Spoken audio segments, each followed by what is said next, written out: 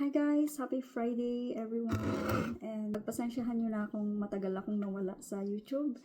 Nabusy lang ako sa work and nag-focus ako sa kabilang apps. So, ayan. So, meron tayo dito hot pot dahil malamig ang weather namin dito. So, mag-hot pot tayo. Meron tayo dito tokwa and fish balls, pork belly. Na-excited ako guys. Shrimp, nakaka-excite. And then, meron tayo dito sa vegetable, meron tayo dito mushroom and green onion. And then, noodles, udon noodles. Para sa ating barbecue, meron tayo dito marinated barbecue pork belly. Ayan.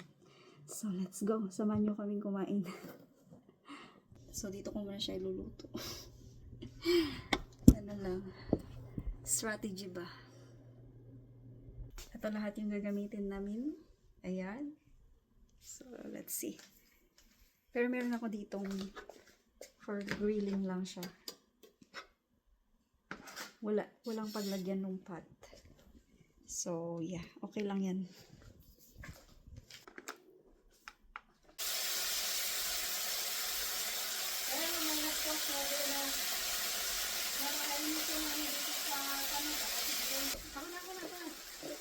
Hindi ba naman yan mag-ano?